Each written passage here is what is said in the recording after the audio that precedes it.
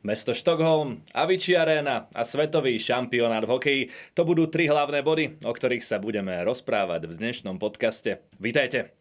Hokejový šampionát vyvrcholil v aréne pomenovanej po svetoznámom, dnes už zosnulom DJ-ovi, ktorého hudba spájala Švédov natoľko, že na jeho počesť premenovali jeden z najväčších štadiónov Severnej Európy. Známa je svojím unikátnym guľovitým tvarom, pojme približne 14 000 fanúšikov. To je teda stručný opis haly, ktorá sa stala v máji prechodným domovom najlepších hokejistov z rôznych krajín sveta. No a taktiež sa stala aj pracoviskom mojich dvoch dnešných hostí. Páni, vitajte, Pali Katrinec. Ďakujem pekne za pozvanie. A Laco Fabo. Ďakujem aj ja za pozvanie. Mohol by som povedať teda redaktor Jošportu a moderátor televízie Jošport, správne? Kľudne, nech sa páči. Nemáme s tým žiaden problém. Poďme na to, páni. Tak začnem otázkou na vás. Oboch, Pali, dojmy zo Štokholmu. Ako na teba zapôsobilo mesto? Chladno. Keď sme vystúpili z lietadla, tak prvé čo, tak išla para. To bol taký prvý varovný signál. A potom je to kráľovské mesto. Akože keď sme boli v centre, tak to bola taká láska na prvý pohľad. To bolo taký, že taká rana do solára, že wow, že ako môže byť také krásne mesto a naozaj kam si prišiel, tak mal si čo fotiť. Myslím si, že jedno z takých najfotogenickejších miest, a to už som teda pár hlavných miest v Európe skoro všetky pochodil. Takže čo sa týkalo ako krásy mesta, OK. Keď sa pýtaš na to. Keď sa pýtaš na hokejové, to už potom ide. Laco, doniesol si aj ty kraťasy ako Pali, lebo ja viem o Palim, že on prišiel do teplého prostredia do Štokholmu. Nie, ja som si zobral aj zimnú bundu a dokonca ešte jednu som si zbalil do kufra. Bol som pripravený na to, pretože som si samozrejme zisťoval nejaké veci a keď si sa pýtal, aké dojmy máme zo Štokholmu, Pali začal pri počasí, tak ja by som možno povedal jedno slovo, ktoré to vystihuje, to je nevyspytateľnosť. Jednoducho pozrieš si nejakú predpoveď v tom Štokholme a na druhý deň to vlastne všetko môže byť úplne inak. Tam je vlastne dôležitý faktor, ten silný, ten studený vietor, ktorý tam z toho mora vlastne fúka, pretože ono na papieri 13-14 stupňov vyzerá celkom solidne. No len keď si potom pridáte ten vietor, tak pocitovo je to -5, -6 stupňov a naozaj keď sa rozfúka, tak je to cítiť a je to nevyspytateľné. Že, áno, ráno sa zoberieme, že ideme na štadión, prichádzame večer a človek sa tomu musí prispôsobiť. Cez deň môže byť príjemnejšie, no ale keď ráno človek prichádza, večer odchádza, tak tie stupne sú tam úplne inak. A čo sa týka toho mesta ako takého, centrum krásne, ale som trošku rozpoltený, čo sa týka pocitov, pretože to centrum je samozrejme skresľujúce, tam prídete veľa pamiatok, veľa pekných vecí, ktoré si človek môže vychutnať, pozrieť, plavba cez mesto loďou alebo cez tie okraje, to je naozaj obrovský zážitok, by som povedal. No ale potom po tých okrajoch Štokholmu je to už také, ako ja som sa tam napríklad cítil ako v Londýne, v takých tých štvrťach ako napríklad Tottenham, ktoré už sú trošku zamorené, by som povedal, možno aj takým odpadom na verejných miestach a tak ďalej. To znamená, že Štokholm je podľa mňa mesto dvoch tvári. Tak majú čo vylepšovať určite aj v Štokholme. Poďme teda k tomu, ako ste sa vlastne dostali do tohto dejiska, pretože fanúšikovia tam cestovali rôznymi spôsobmi. Ako cestoval teda televízny štáb, konkrétne Pali Katrinec? Ja a môj kolega Peťo Hrdlovič sme išli, myslím si, že my sme tam boli, čo sa týka našej bandy, asi jedni z najskorších. My sme tam už boli v útorok lietadlom a myslím si, že sme si to super odchodili, tam akreditáciu sme si vybavili, že bol to taký deň, kedy sme naozaj vybavili všetky električenky, všetko najpodstatnejšie, ubytovali sme sa, čiže veľmi dobre nám to padlo, že sme mali ešte taký deň prípravy, predtým, než to celé začalo. A koľko ti trvala celá cesta, povedzme, z domu až do hotela v Štokholme? Z domu hodinka na letisko vo Viedni, na Švechat. Zo Švechatu sme leteli 2 hodinky, 10 minút plus minus autobus. Odtiaľ sme išli Arlandou vlakom do centra Štokholmu a odtiaľ už metrom pekne až do, ako si povedal, na okraj Štokholmu, kde boli aj miestami no-go zóny, čo nám potom môj kolega Peťo Hrdlovič oznámil, že dobre, tak tam nechoď, až dobre. tak sme potom už iba chodili po metre.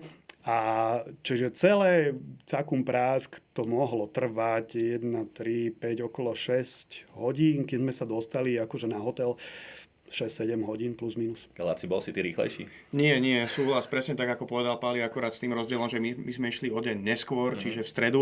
No a bolo to náročné, pretože mali sme stredko tuto na Kolibe hore a človek do 12:30 ešte pozeral všetky veci, či má naozaj všetko, potom nejaká taká tá, povedal by som, nervozita pred cestou a predsa len je to 20 dní, ani na dovolenku predpokladám, že nechodíte na 20 dní, keď tak možno niekde do Tajska ďalej, ale väčšinou týždeň, 10 dní a keď niekde som, tak proste už pozerám na hodiny, že by som možno, alebo teda na kalendár, štandard, že by som možno išiel domov, čiže tých 20 dní to je naozaj pomerne dlho.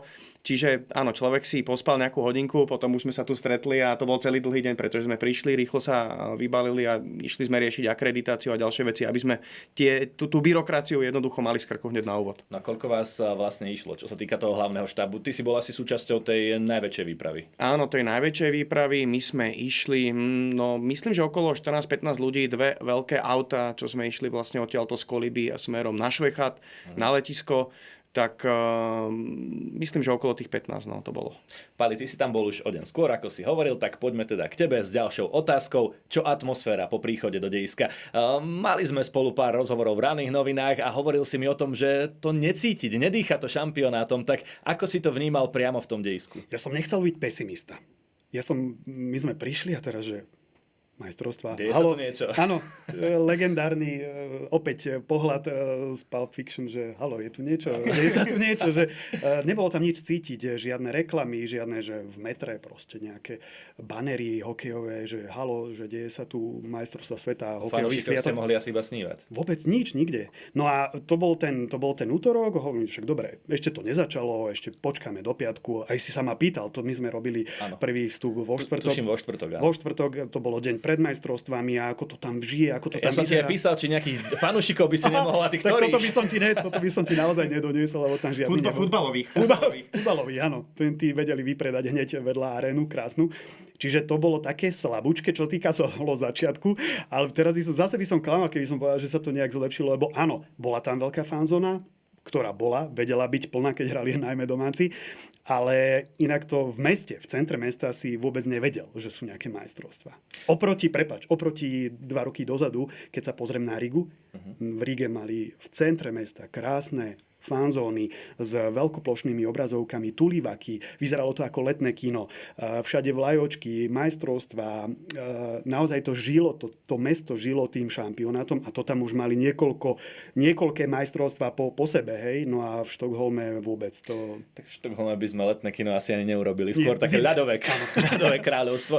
Tak Laco, ty si prišiel o deň neskôr, no a všimol si už aj niečo v meste, bolo tam pripravené nejaké tie aktivity, organizátori, či niečo pripravili pre tých fanúšikov? Kýveš hlavou, že nie, tak povedz teda tie svoje sklamané dojmy. Ja najprv nadviažem na ten futbal, bolo nám povedané, a to som bol napríklad ja veľmi prekvapený, že Štokholm je futbalové mesto.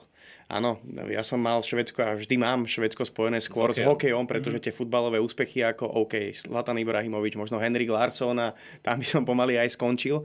A obrovské množstvo hráčov v NHL, jednoducho národný šport, ale ten Štokholm je predsa len trošku iný ako možno tie ďalšie oblasti vo Švédsku. Čo sa týka tej atmosféry, ja som mal možnosť mať v predfinálovom štúdiu Petra Bžízu, to je senior viceprezident IHF, a rozprávali sme sa presne o tej atmosfére a celej organizácii vo Švédsku.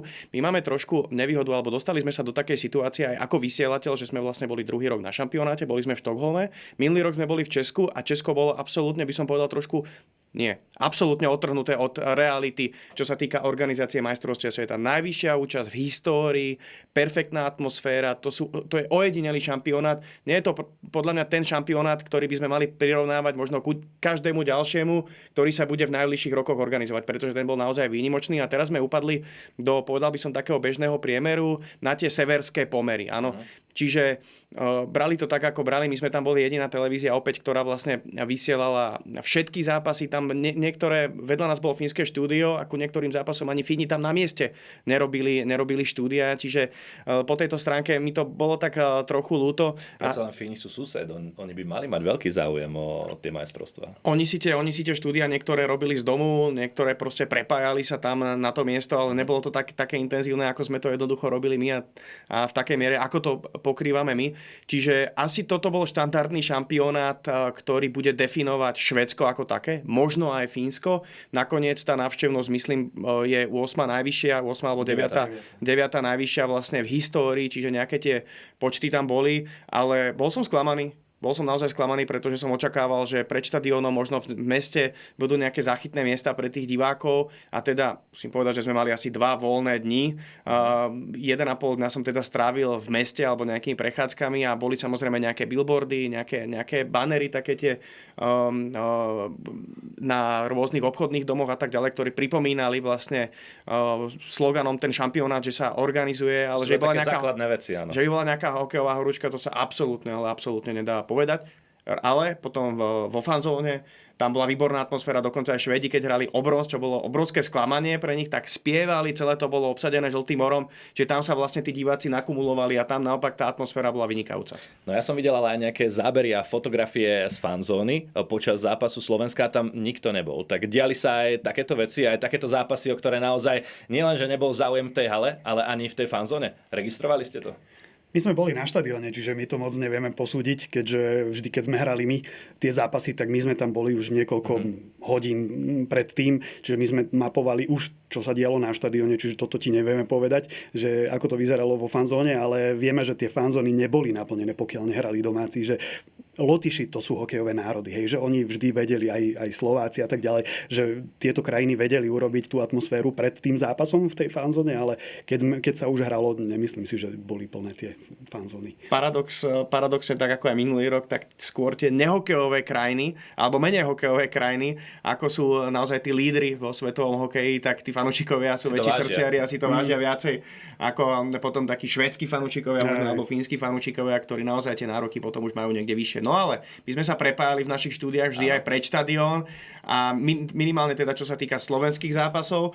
A vždy sa nám tam nejakí tí fanúšikovia podarilo zachytiť a spravili tam tú atmosféru v pozadí, no ale bol rozdiel, keď naši hrali cez týždeň a keď hrali cez víkendy. Cez víkendy samozrejme násobne viacej Slovákov. A tých Slovákov tam celkovo vo Švédsku alebo teda v Štokholme bolo dosť cez víkendy.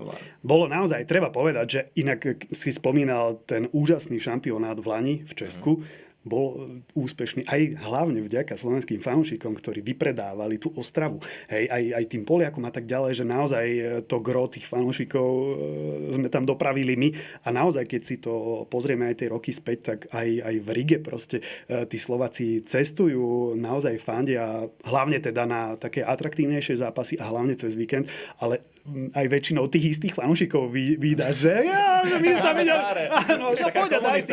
Hovorím, nemôžem, som v robote, vieš, a to nemám toľko prstov na ruke, koľkokrát mi chceli aj dať, že aby som sa teda potúžil v tej zime. Nebol som dvakrát od toho, aby som si dal z tej domácej, ale naozaj, že aj, mi to aj príde, že aj tí ľudia, ktorí chodia na tieto šampionáty, sú takí milší, keď sú mimo Slovenska, že tí Slováci sú takí vďačnejší a takí priateľskejší, že keď sú ďaleko od domu. Nerieši sa nič, len hokej a ten predsa spája. Tak čo by robili organizátori bez slovenských a lotyšských fanúšikov? Bola by to asi nuda na šampionátoch. Páni, ešte predtým, ako sa dostaneme k samotnému dianiu dnu v Avicii Arene, tak hovoríme o tých fanúšikoch, poďme si spraviť taký bedeker pre nich. Ak nestihli prísť do Štokholmu, čo majú navštíviť? Čo ste navštívili vy, Pali? Za mňa určite, ale to aj Laci potvrdí, múzeum obrovské, krásne, s nádhernou pamiatkou, obrovskou loďou, pri ktorej som sa cítil ako taký mravček.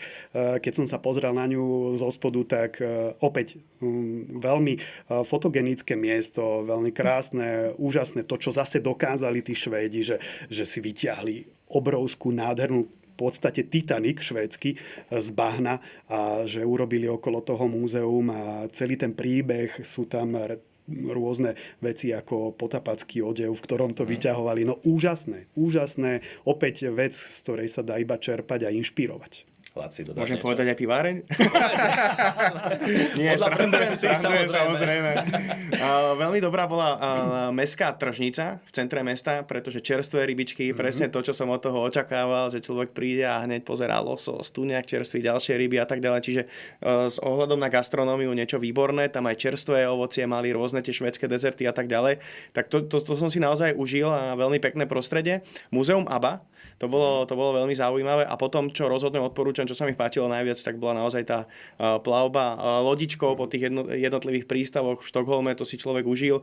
Tam sme vyšli, že neboli sme ani v tej kajute vlastne ako keby zavretí, ale ja som vyšiel von a vychutnával som si ten vzduch a výhľad na všetky tie historické budovy v centre. To bol veľmi, veľmi pekný zážitok. Oni tam majú, tuším, aj jedno také jedlo, ktoré nepekne zapácha rybičky. Surströmming, áno. Jeden z našich kolegov to aj testoval. Videl som na internete videjko. S Rastom Pavlikovským. Áno, Stano Benčat, s Rastom Pavlikovským si dali. A teda... Sme radi, že nás nevolali na túto. Ako chutilo? Takto. Na úvod poviem diváci, keď si to vyhľadajú, ten surströmming, tak ono sa to konzumuje inak, ako to chalani tak surovo by som povedal, otvorili a ono to prebieha, alebo teda podlieha nejakej príprave, nejakému čisteniu, nejaká cibula sa k tomu kraje a tak ďalej, aby to bolo predsa len znesiteľné, ale tak chalani si to dali takto na surovku. Musím povedať, že som sa teda so Stanom Benčatom stretol o niekoľko hodín neskôr a stále to z neho bolo cítiť. Ťažko sa vedľa neho sedelo v aute. Nekomentoval ten deň, nemoderoval, dúfam.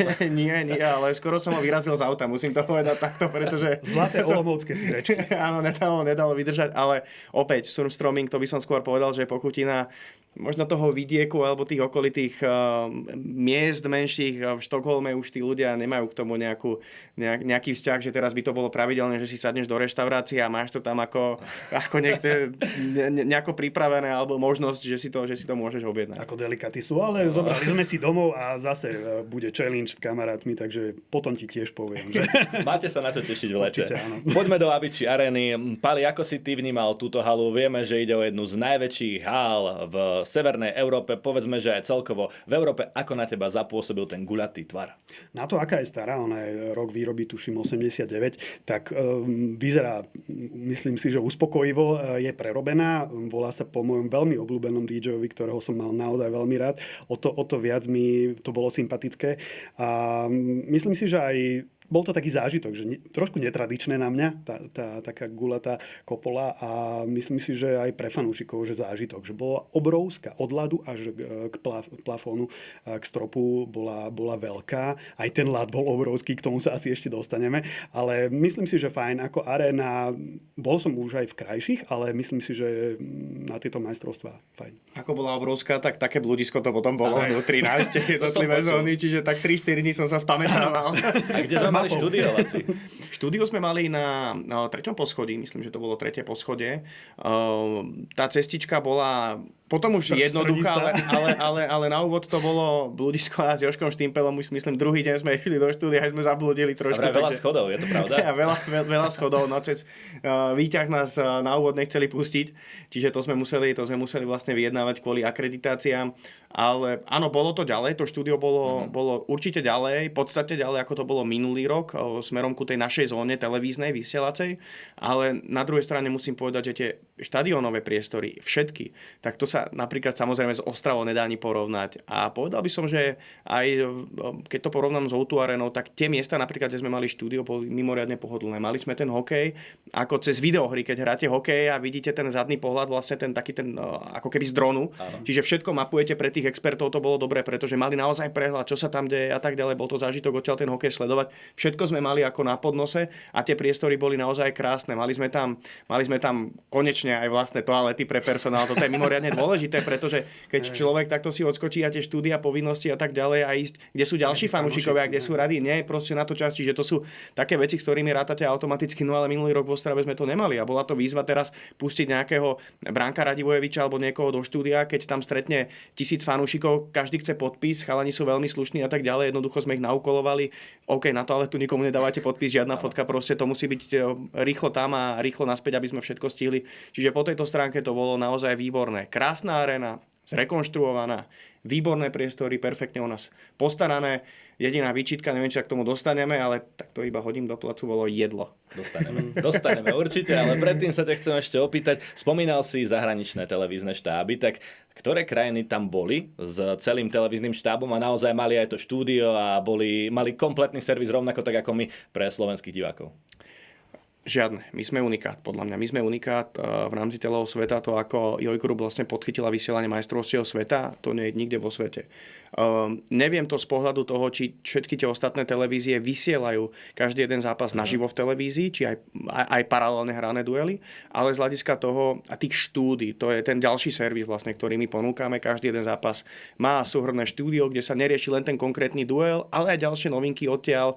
A my sme sa v každom štúdiu venovali primárne nášmu tímu, čiže sme si to všetko pekne rozanalizovali. Či sme dávali nejaké návratky ku duelom, alebo už proste riešili to, čo sa deje smerom ku ďalšiemu duelu. Čiže takéto pokrytie televízne si trúfam povedať, že máme len my, aj s ohľadom teda na ďalšie krajiny. No a vedľa nás bolo fínske štúdio, to väčšinou 99% alebo 95% času v základnej časti spalo. Čiže mali sme dostatok priestoru na to, aby sme naozaj sa tam trošku roztiahli, tak po slovensky, že sme si tam spravili druhý domov. Toto bola taká vec, prepáč, že ti skáčem. Čiže všetci sa báli, že nám budú Fíni liesť do záberu, lebo oni museli ísť cez naše štúdio, čo bolo tiež trošku také z pohľadu organizátorov nedomyslené, ale na druhej strane... Fíni tam neboli. Takže nebolo treba. A samozrejme Švédi ako domáci mali krásne štúdio. Ja dúfam, že v 2029 budeme mať také isté, či už v Košiciach alebo v Bratislave. A ostatné televízie sa pripojili až na play-off, až od štvrťfinále prišli Nemci z jednej strany, prišli Česi a myslím, že ešte Švajčiari tam prišli, že sa to tam potom tak pekne rozdelilo, tak ako by to v podstate malo vyzerať, ale to hovorím až od play-off. Tak sledovanosť hovorí za všetko, tie čísla boli rekordné a páni, preto vám ďakujeme aj takto v mene všetkých divákov za vynikajúcu prácu. No a poďme k Pálimu Katrincovi, ktorý sa nachádzal v mix zóne. Páli, tak aké to bolo pohybovať sa medzi hokejistami a najmä moja otázka smeruje k tomu medzi tretinami, keď je hokejista naozaj v tom emočnom vypätí a po zápasoch, keď sa prehrá ťažký zápas, povedzme aj naši hokejisti napríklad po smolnej prehre s Rakúskom alebo po prehre s Lotyšskom, mal si možno aj trošku rešpekt pred nimi? V mixzóne sa mi pohybovalo super. Musím povedať, že mali sme super flek na to, že sme tam boli naozaj takí najväčší poctivci, ako povedal Laci. Áno, potom nás trošku posunuli, ale keď sa to vezme, tak sme mali asi druhý štand s veľkou kamerou. Vlastne mali sme tam dve veľké kamery a brali sme proste všetci. Nikto nám neušiel, lebo tí hráči musia podľa reglementu prejsť celou tou mixzónou, pokiaľ nie sú zranení a tak ďalej. Čiže my sme ich brali proste rádom. No a samozrejme tie prestávky po tretinách to robili kolegovia náš Peťo Klimašovský a Samo a Tomáš Tančibok, čiže toto mali oni na starosti. A čo sa týka tých pozápasových, vždy to je tak, že keď sa vyhrá, tak tí chalani sú vďační, sú naozaj, dá sa s nimi srandovať, naozaj od výmyslu sveta.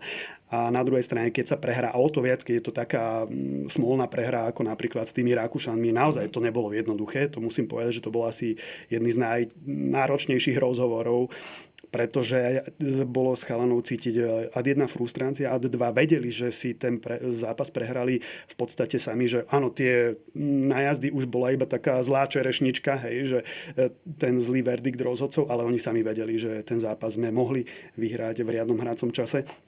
A vtedy aj treba na tých chalanov ísť trošku opatrnejšie, hej, lebo predsa len tie emócie, to je vec, ktorá sa nedá vypnúť. Že človek zíde z ľadu a teraz sa vypne, že dobre, a teraz idem, postavím sa pred tú kameru a budem jak robot. Nie. Proste aj my na to musíme dávať pozor a teraz nemôžem proste dať nejakú zlú otázku v zmysle, aby som niekoho ad jedna nedostal do nejakej zlej situácie a nedaj Bože, aby musel nejak emočne vybuchnúť. Takže treba na to dávať pozor. Proste sme ľudia, takisto my, takisto hokejisti a treba s tým. A to človek si myslím si, že veľmi rýchlo sa do toho dostane. No a stalo sa ti niekedy, že ti povedal niekto z hokejistov niečo zaujímavé alebo také, čo ťa zarazilo, pretože videli sme to napríklad pri majstrovstvách sveta pár rokov dozadu, kedy fínsky hokejista odpovedal českej novinárke jednoslovne na každú odpoveď. Potom Libor Hudáček, to bol majster takýchto breptov. Poprípade stalo sa ti, že niekto odmietol prísť?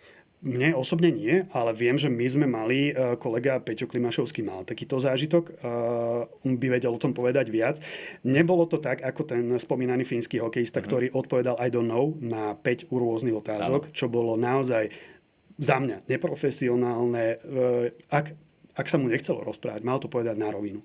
Celý ten rozhovor nemusel byť a tá kolegyňa, redaktorka česká nemusela sa cítiť, ako sa musela cítiť. Čiže opäť sme ľudia a vieme si aj takto pomôcť. Mne našťastie sa takéto niečo nestalo. Laci, neviem, či máš takúto spolu. Áno, mám. A nadviažem na to, čo si ty už trošku načrtol, a to je ten Peťov rozhovor s Nathanom McKinnonom. My sme vlastne chválili Kanaďanov, akí sú to profíci, mediálne tréningy, ostrielaní, krásne vystupujú. Sú to veľmi priateľskí a milí ľudia, hokejisti, aj na to, aké sú to hviezdy, najmä Sidney Crosby, výborný profík. Ale Nathan McKinnon má tú povesť toho stále mladého chlapca, by som povedal, ktorý ťažko nesie prehry alebo niektoré kritické situácie. A teraz prehrali zápas s Fínmi, prehrali ho po samostatných nájazdoch a prišiel ku nám do mixzóny. My sme robili záverečné štúdio a Peťo Klimašovský s ním robil rozhovor a presne sa stalo to, čo českej redaktorke odpovedal jednoslovne. Alebo teda dvojslovne good goalie, dobrý brankár na Sarosa, fínskeho golmana, ktorý v tom zápase zlikvidoval nejakých 39 streleckých pokusov veľkých šancí.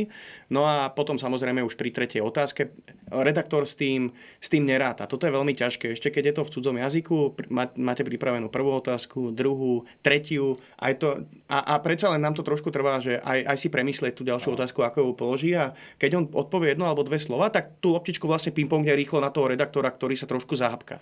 Tak pri tretej otázke už Peťo trošku zahápkal, ale opäť sa spýtal ďalšiu otázku.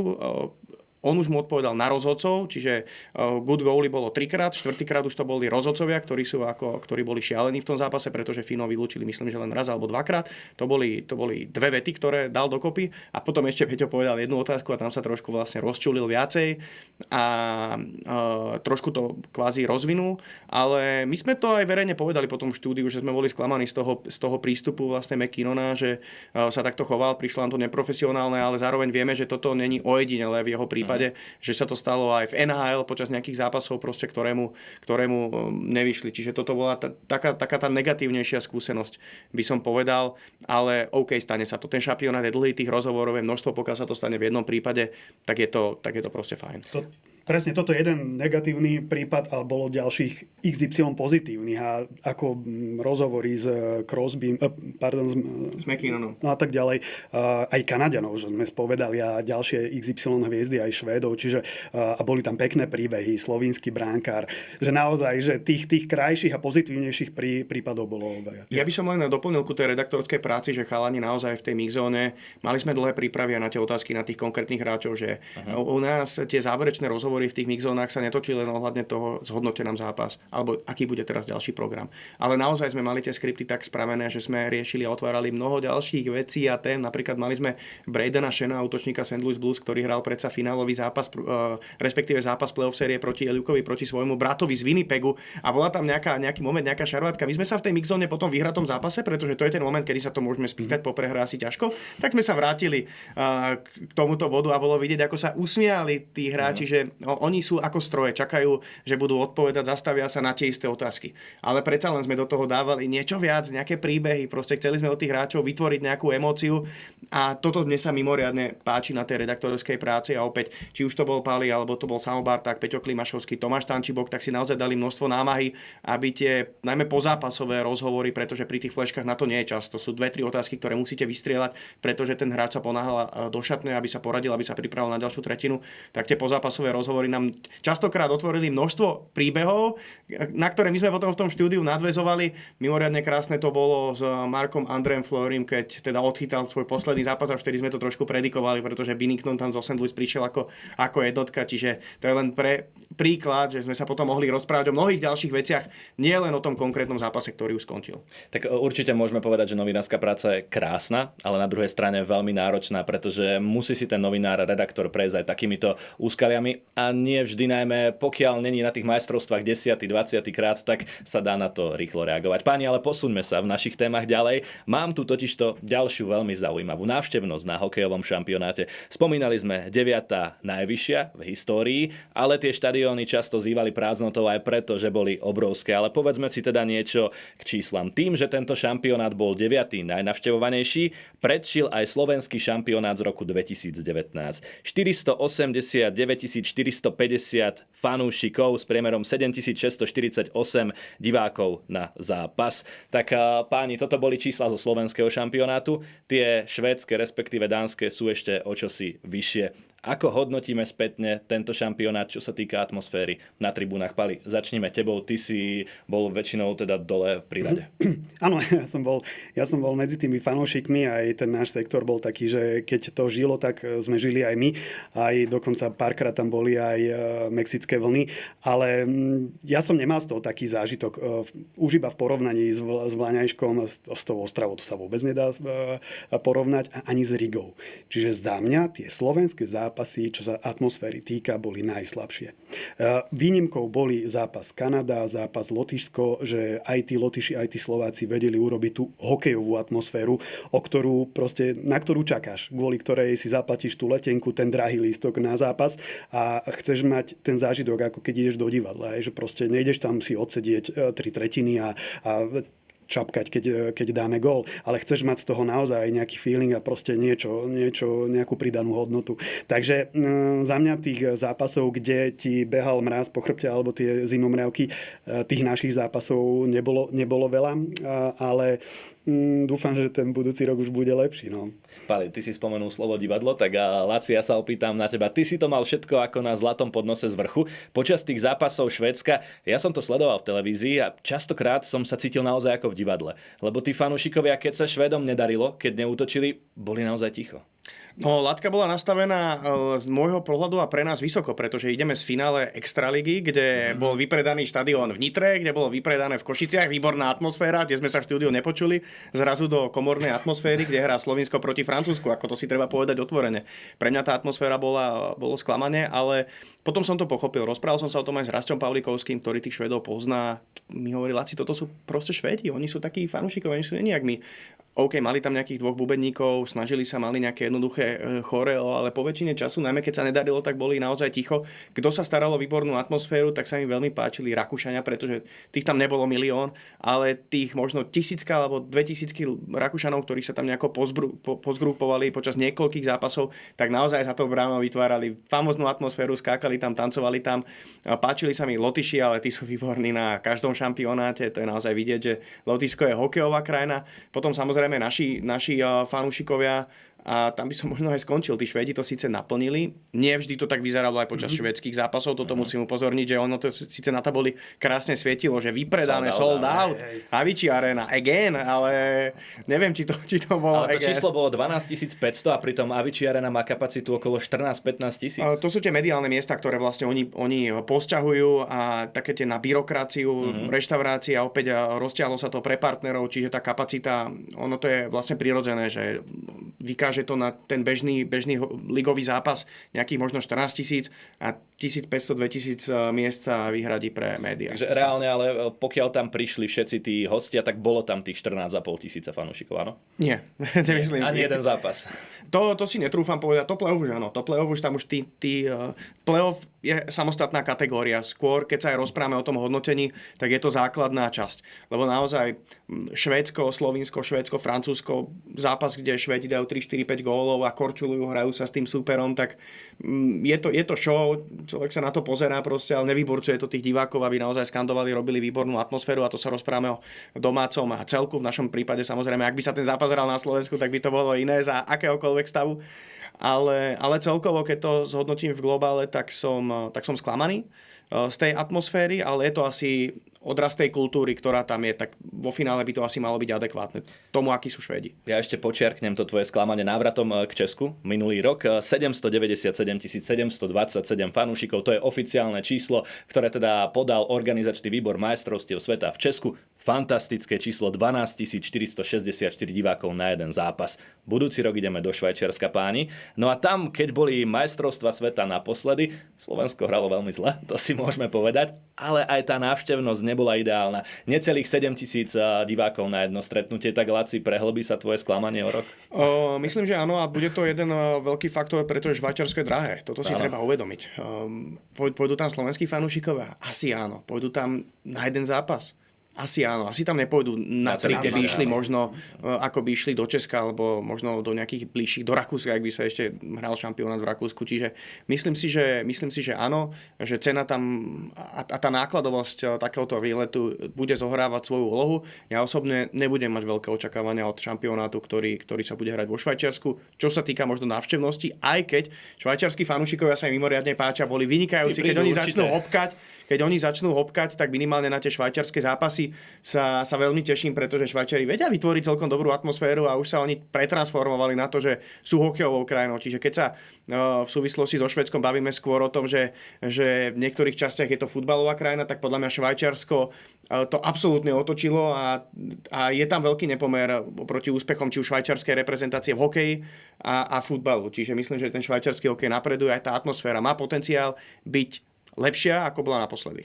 Tešíme sa na budúci rok, sme v napätí. Poďme do záverečnej rubriky tohto nášho podcastu. Pali, ja by som ju otvoril s tebou. No a záverečnou rubrikou je voľný čas novinárov alebo hokejistov na svetovom šampionáte. Tak prejdem k prvej téme, nočný život. Vieme, že Pali, ty veľmi nechodíš takto. Voľný čas som nemal na majstrovstvách. V podstate človek je tam od rána do večera v robote, v práci a ak práve nerobí, tak vymýšľa presne už nejak dopredu, kalkuluje, čo by mohol, kde by mohol, alebo ako oddychuje. mohol. A to je ďalšia vec, ktorú musíš tiež s tým počítať. Hej? Táto premenná, že ty si musíš rozvrhnúť tie síly, ako povedal Laci. Hej? Že ty tam nejdeš na týždeň, ty tam ideš na 2,5 týždňa, keď sa to tak vezme. A ty, aj keď si chorý, aj jak som bol, ja som to povedal, že som išiel so soplíkom, to je mužská nevyliečiteľná choroba. Do toho som bol seknutý, ale proste nemohol som nič robiť. Hej? Proste mal som pás, chodil som tam zapasovaný. A to sme nevideli my na kamere. Tak, to sa ani nemohlo, však to je presne o tom, že aby to nikto nevidel. Vysmrkal som tam neviem koľko tisíc servítok, ale presne o tom to bolo, že zaťať zuby a robiť a preto som ani žiaľ nemohol ísť niekam. Raz jeden večer som bol s kolegyňovou manželkou, som jej robil garde s Paliho Pindiakovou ženou, večer na víne to bolo jediné čo, tak to sme boli na Gamlastane, na krásnom námestí oproti múzea, kde sa odovzdávajú Nobelové ceny, to múzeum, neviem jak presne ako sa to volalo. To námestičko nám tak prirastlo k srdci, keď sme sa tak motali okolo, tak tam sme zasadli, že toto bolo asi jediné, ty budeš asi vedieť povedať. No Laci, ty si začal s tou pivárňou. Tak môžeš nám ju predstaviť. Ja by som nadviazal iba na Paliho, pretože Pali hovoril, že bol prechladnutý, no ja som mal prvý týždeň angínu, v tom čase to bola druhá, za 2 týždne mne sa to vrátilo, čiže hneď antibiotika, no a potom som bol 2 dní zdravý, aby som hneď na to prechladol. Čiže tam boli v dobrom naladení všetci páni. Ale toto odzrkadluje tú náročnosť, pretože ono to nie je tak, že si sadneme do toho štúdia a OK, pozrieme si nejaký zápas, niečo sa pripraviť tak ľahko. Tie dramaturgie, to bolo, ja som do 2:00, do 2:30 robil scenáre na tie štúdia, čiže potom človek ide spať nejakých 6 hodín, zobudí sa raňajky, nejaká príprava a ideme hneď na ten štadión a vrátime sa o 11:00, o 11:30. Čiže OK, mali sme ja som mal 2 dní voľné, z toho jeden deň som z väčšiny prespal, potom sme naozaj išli do mesta na nejakú večeru, ale keď sme si dali to pivo, tak bolo naozaj jedno, pretože na druhý deň už sme mali poradu, už som vedel, že keď sa vrátime z toho piva späť na hotel, čakajú nás prípravy, čiže reálne na tú úvodzovkách turistiku som mal jeden deň a to sme postihali nejaké jedno múzeum, tržnica, potom sme si tam trošku pocestovali s tou loďkou, čiže toho času veľa nie je. Čo som bol ja príjemne prekvapený, tak napríklad Kanadania, ktorí sú známi tým, máte zámorské týmy, ktoré väčšinou sú v centre a berú to tí hráči tak, že idú sa tam aj zabaviť. To je veľký faktor toho, prečo na ten šampionát idú. Tak začali mať inú filozofiu a rovnako aj Spojené štáty, kedy tí hráči už nejdú na majstrovstvá len s týmto zámerom, ale už bojujú o olympijskú súpisku, pretože vieme, že olympijské hry už budú aj s NHL hráčmi a ten talent aj v jednej, aj v druhej, aj v jednom, aj v druhom mužstve je obrovský, je tam tlačenka. Čiže tí chalani začnú príjmať tie pozvánky do reprezentácie a idú tam predať sa a kúpiť si čo najväčšiu šancu na to, aby sa na tú olympiádu potom pozreli. Čiže Kanadania napríklad boli ďalej od centra a naozaj ten fokus, bolo to na nich vidieť, že v každom jednom zápase boli 100% koncentrovaní. Oni až do toho vlastne výbuchu, kedy to naozaj podcenili s tým Dánskom, myslím, že to bol ten faktor aj cestovania a taká tá nasadenosť, že však sme vyhrali skupinu bez zaváhania, Švedov rozobrali úplne na drobné. Nie, na tak organizátora môžu byť nahnevaní. Áno, to je jeden prípad zo 100 podľa mňa, kedy sa toto im môže stať, takéto nejaké zlyhanie. Očný test, nemám to nejako vypočítané, hej, aby ma niekto nechytal za slovíčko, keď vypadnú aj budúci rok s nejakým Norskom. Potom si ťa zavoláme do podcastu. Áno. A odmietnem. No a naozaj bola vidieť tá sústredenosť na nich, ako to berú vážne, že boli ubytovaní aj ďalej od centra.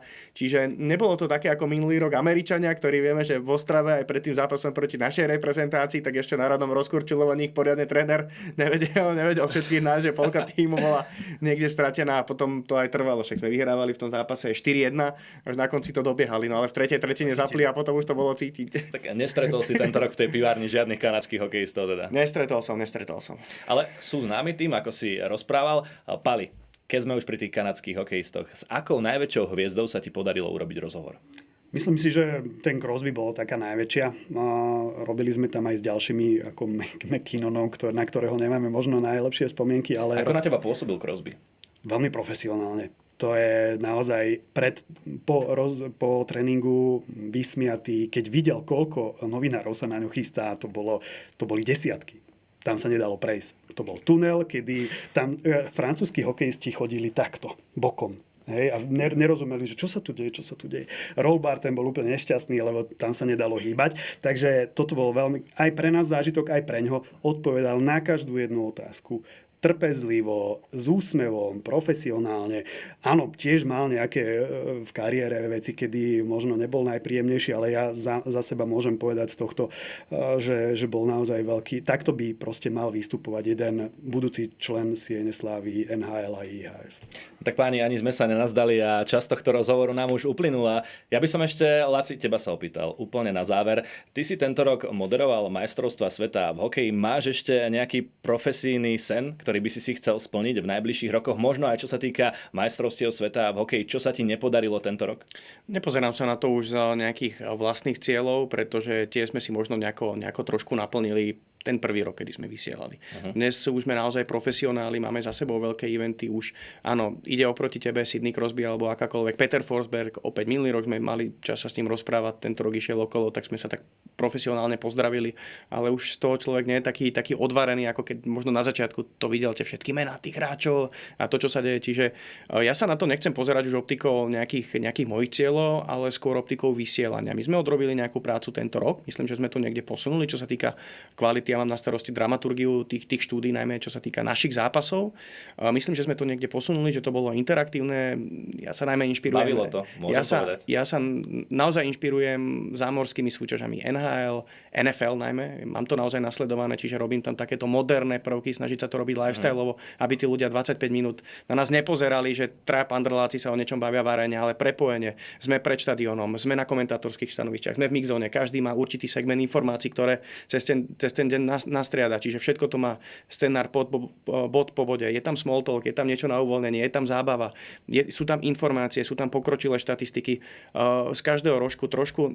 Čiže ja budem rád, keď budeme v tomto pokračovať a možno ešte technologicky a tým vizuálom sa vlastne zdokonalovať na to, aby ten zážitok pre tých divákov bol čo možno najintenzívnejší. Čiže už sa na to nepozerám len optikou, že čo ja, ale čo my ako vysielateľ, aby proste tí ľudia boli naozaj spokojní, aby my sme si mohli na konci dňa povedať, že áno, dali sme do toho všetko, aby sme si všetci podali ruky, aby aj tá atmosféra v tom tíme, toto by som ešte rád povedal, že keď človek ide na 20 dní, tak nejde sám, ale ide so skupinou ľudí a 20 dní je naozaj veľa s niekým byť, pracovať, prechádzať stresovými situáciami. My sme nemali jeden konflikt, my sme nemali jednu hádku, čiže je to dosť o tom kolektíve ľudí, ako si ho človek vyskladá, aby tí ľudia proste ťahali za jeden povraz, aby vždy, možno každý deň niekto vedel potiahnuť toho druhého, ktorý je unavený alebo ktorý jednoducho nemá dobrý deň, pretože to sa za tých 20 dní predsa stane každému, že nejaký deň mu nemusí výsť. Čiže ja si prajem, aby sme to robili každý rok lepšie ako ten predchádzajúci rok, aby to z toho vysielania bolo cítiť, že to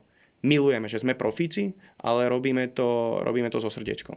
Páni, tak nezostáva mi nič iné, len vám poďakovať. A nielen vám, ale všetkým ďalším kolegom, celému kolektívu. Ako si spomínal, Laci, ďakujeme za skvelé majstrovstvá sveta, za skvelý servis, ktorý ste nám, fanúšikom, prinášali tu na Slovensku. Našimi dnešnými hostiami boli Pali Katrinec. Ďakujem pekne. A taktiež aj Laci Fabo. Ďakujem aj ja. Ďakujeme.